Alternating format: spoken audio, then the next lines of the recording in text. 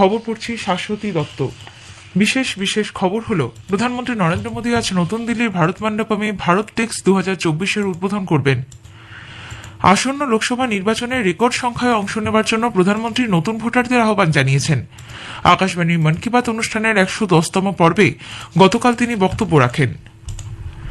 সংযুক্ত আরব আমিরশাহীর আবুধাবিতে আজ শুরু হচ্ছে বিশ্ব বাণিজ্য সংগঠনের ত্রয়োদশ মন্ত্রী পর্যায়ের সম্মেলন।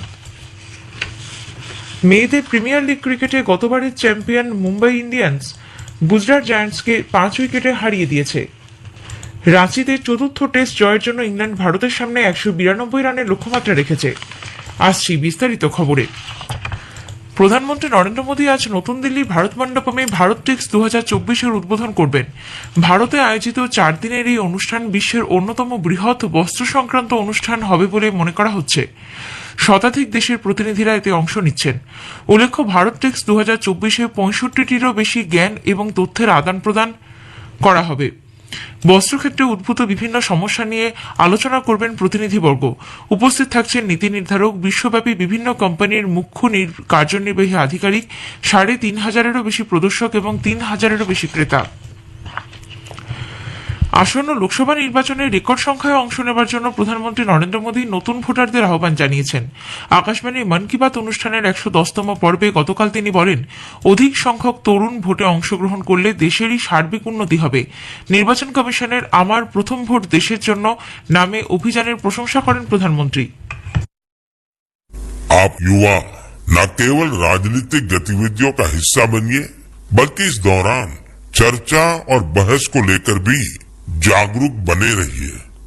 मैं देश के इन्फ्लुएंसर्स को भी आग्रह करूंगा, चाहे वो खेल जगत के हो, फिल्म जगत के हो, साहित्य जगत के हो, दूसरे प्रोफेशनल्स हो या हमारे इंस्टाग्राम और यूट्यूब के इन्फ्लुएंसर्स हो, वो भी इस अभियान में बढ़ चढ़कर हिस्सा लें और हमारे फर्स्ट टाइम वोटर्स को मोटिवेट करें। প্রধানমন্ত্রী জানান, মার্চ মাসে নির্বাচনী আচরণবিধি বলবৎ হতে পারে, তাই আগামী 3 মাস এই অনুষ্ঠান বন্ধ থাকবে। এরপর 111তম পর্বে শ্রোতাদের সঙ্গে মন কি বাতে তার যোগাযোগ হবে। अगली बार मन की बात की शुरुआत 111 के शुभ अंक से हो तो इससे अच्छा भला क्या होगा। लेकिन साथियों, आपको मेरा एक काम करते रहना है। मन की बात भले 3 महीने के लिए रुक रहा है, लेकिन देश की उपलब्धियां थोड़ी रुकेंगी। इसलिए आप मन की बात हैशटैग के साथ समाज की उपलब्धियों को, देश की उपलब्धियों को सोशल मीडिया पर डालते रहें। দেশের অগ্রগতি প্রসঙ্গে নারী জাগরণের কথা উল্লেখ করে তিনি বলেন, আগামী 8ই মার্চ আন্তর্জাতিক নারী দিবস। ভারতে নারী শক্তি তাদের কর্মক্ষেত্রে সাফল্যের শিখর স্পর্শ করেছে। গ্রামের মহিলারাও এখন ড্রোনের সাহায্য নিয়ে চাষবাস করছেন। প্রধানমন্ত্রী বলেন, জল জীবন মিশনে এত কাজ করা সম্ভব হচ্ছে জল সমিতিগুলির বড় ভূমিকার জন্য, যে সমিতিগুলির নেতৃত্ব দিচ্ছেন মহিলারা। জল সংরক্ষণ ও প্রাকৃতিক চাষে মহিলাদের অবদানের কথাও তুলে ধরেন তিনি। 3রা মার্চ বন্যপ্রাণী দিবস। দেশের বিভিন্ন অংশে বন্যপ্রাণী সংরক্ষণে প্রযুক্তির ব্যাপক ব্যবহারের কথা জানিয়ে শ্রী মোদী বলেন, সরকারের প্রচেষ্টায় গত কয়েক বছরে দেশে বাঘের সংখ্যা বেড়েছে। গরু মোষের পাশাপাশি ছাগল প্রতিপালনের উপরেও জোর দেন তিনি। এ প্রসঙ্গে ওড়িশার কালাহান্ডি জয়ন্তী মহাপাত্র এবং তার স্বামী বীরেন সাহুর উদ্যোগের কথা শ্রোতাদের সঙ্গে প্রধানমন্ত্রী ভাগ করে নেন। গুজরাটের রাজকোট থেকে পশ্চিমবঙ্গের কল্যাণী সহ দেশের মোট 5টি all India institute of medical sciences AIIMS হাসপাতালকে জাতির উদ্দেশ্যে উৎসর্গ করেছেন প্রধানমন্ত্রী। এ উপলক্ষে আয়োজিত একটি অনুষ্ঠানে তিনি বলেন, দেশের মানুষের কাছে সুলভে স্বাস্থ্য পরিষেবা পৌঁছে দেওয়া তার সরকারের অগ্রাধিকার। 5টি এইমসের পাশাপাশি 48,000 কোটি টাকার বিভিন্ন উন্নয়নমূলক প্রকল্পের সূচনা করে প্রধানমন্ত্রী বলেন, তার সরকার স্বাস্থ্য পরিকাঠামোর উন্নতি ঘটাতে নিরলসভাবে কাজ করে চলেছে। কল্যাণী এইমসে এই উপলক্ষে উপস্থিত ছিলেন রাজ্যপাল সিভি আনন্দ বোস, কেন্দ্রীয় আয়ুষ, জাহাজ ও জলপথ পরিবহন মন্ত্রী সর্বানন্দ সোনোয়াল, প্রতিমন্ত্রী শান্তনু ঠাকুর, কেন্দ্রীয় শিক্ষা প্রতিমন্ত্রী ডক্টর সুভাষ সরকার, স্বরাষ্ট্র প্রতিমন্ত্রী নিশীথ প্রামাণিক, সংখ্যালঘু বিষয়ক প্রতিমন্ত্রী জন বার্লা প্রমুখ। উপরাষ্ট্রপতি জগদীপ ধনখড় আজ বিকেলে মিজোরাম বিধানসভায় ভাষণ দেবেন। এর আগে প্রথম উপরাষ্ট্রপতি হিসেবে এম ভেঙ্কাইয়া নাইডু 2022 সালের 10ই মার্চ এতে ভাষণ দেন। শ্রী ধনখড় আজ প্রথমে মিজোরাম বিশ্ববিদ্যালয়ের 8ম সমাবর্তনে যোগ দেবেন এবং দীক্ষান্ত ভাষণ দেবেন। থাইল্যান্ডের উপপ্রধানমন্ত্রী পর্ণাপ্রি বাহিদ্ধা নুকারা আজ ভোরে ভারত সফরে দিল্লি পৌঁছেছেন। 4 দিনের সফরকালে ভারত থাইল্যান্ড যুগনাম কমিশনের 10ম বৈঠকে বিদেশমন্ত্রী ডক্টর এস জয়শঙ্করের সঙ্গে সহসভাপতিত্ব করবেন তিনি। বাহিদ্ধা নুকারা উপরাষ্ট্রপতি জগদীপ ধনখড়ের সঙ্গেও সাক্ষাৎ করবেন। জনসাধারণকে তাদের লোকসভা কেন্দ্রের বিশদ তথ্য এবং সেই এলাকায় চালু থাকা বিভিন্ন কেন্দ্রীয় সরকারি প্রকল্প ও উন্নয়ন সম্পর্কে অবহিত করতে আকাশবাণী কলকাতার সংবাদ বিভাগ শুরু করেছে বিশেষ অনুষ্ঠান ভারত বিকাশ ডায়েরি। প্রতিদিন রাত 8:50 গীতাঞ্জলির প্রচার তরঙ্গে শুনুন 10 মিনিটের এই অনুষ্ঠান। আমাদের সোশ্যাল মিডিয়াতেও অনুষ্ঠানটি সরাসরি শোনা যাচ্ছে। আজকের প্রতিবেদনে থাকছে বিষ্ণুপুর লোকসভা কেন্দ্র। পশ্চিমবঙ্গ সরকার আজ থেকে কেন্দ্রের 100 দিনের কাজ প্রকল্পে রাজ্যের শ্রমিকদের বকেয়া টাকা ফেরত দেওয়ার কাজ শুরু করতে চলেছে। 23টি জেলার মোট 24,50,000 জব কার্ড থাকা শ্রমিকদের বকেয়া মজুরি মেটাতে প্রথম দফায় 2,650 কোটি 60 লক্ষ টাকার বেশি অর্থ বরাদ্দ করা হয়েছে বলে পঞ্চায়েত এবং গ্রাম উন্নয়ন দপ্তর সূত্রে খবর শুনছেন আকাশবাণী থেকে। বিশ্ব বাণিজ্য সংগঠন WTO ত্রয়োদশ মন্ত্রী পর্যায়ের সম্মেলন শুরু হচ্ছে আজ। সংযুক্ত আরব আমিরশাহীর আবুধাবিতে নির্ধারিত এই সম্মেলন চলবে 29 ফেব্রুয়ারি পর্যন্ত। বিশ্বের বিভিন্ন দেশের বাণিজ্য মন্ত্রীরা বহুপাক্ষিক বাণিজ্য ব্যবস্থার কার্যকলাপ মূল্যায়ন এবং WTOর ভবিষ্যৎ কর্মপন্থা চূড়ান্ত করতে এই সম্মেলনে উপস্থিত হয়েছেন।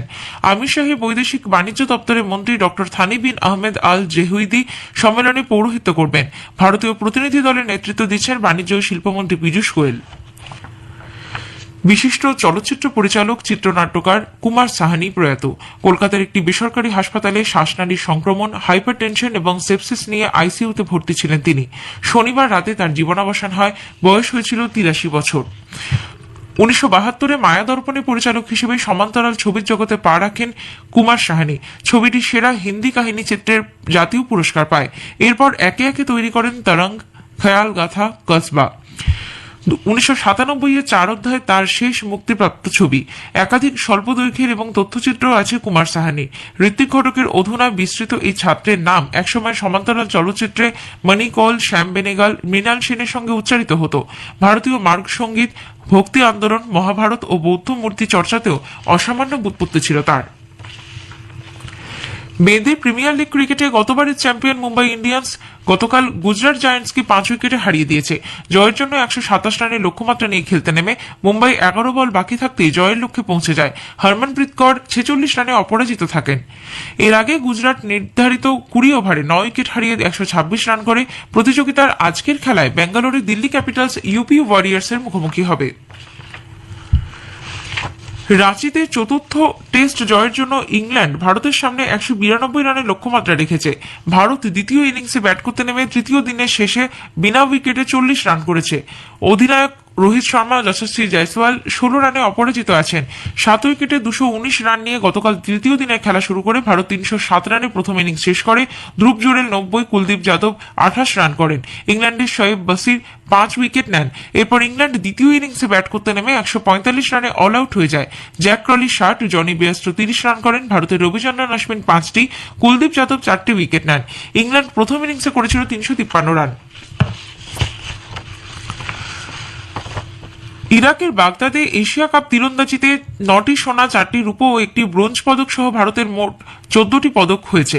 মেয়েদের ব্যক্তিগত রিকার্ভ বিভাগে 3বার অলিম্পিয়ান দীপিকা কুমারী সোনা পেয়েছেন। তিনি স্বদেশীয় সিমরনজিৎ কৌরকে 6-2 পরাজিত করেন। ছেলেদের বিভাগে ধীরজ বোম্বাদেওয়ারা ভারতেরই তরুণদীপ রায়কে 7-3 হারিয়ে দেন। ছেলে ও মেয়েদের কম্পাউন্ড বিভাগে ভারত শীর্ষস্থান ধরে রেখেছে। যুব ভারতী ক্রীড়াঙ্গনে আইএসএল ফুটবলের ম্যাচে আজ ইস্টবেঙ্গল চেন্নাইন এফসির বিরুদ্ধে খেলবে। খেলা শুরু হবে সন্ধ্যে 7:30টায়। ইস্টবেঙ্গল 15 ম্যাচে 15 পয়েন্ট নিয়ে গোল পার্থক্যে লিগ তালিকা 9ম স্থানে রয়েছে।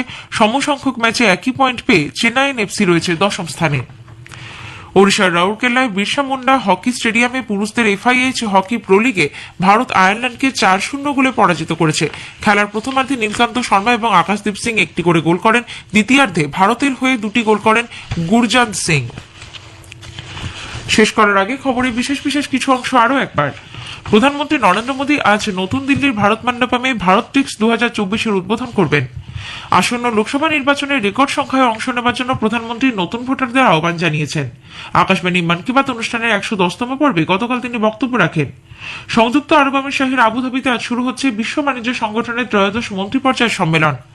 রাঁচিতে চতুর্থ টেস্ট জয়ের জন্য ইংল্যান্ড ভারতের সামনে 192 রানের লক্ষ্যমাত্রা রেখেছে।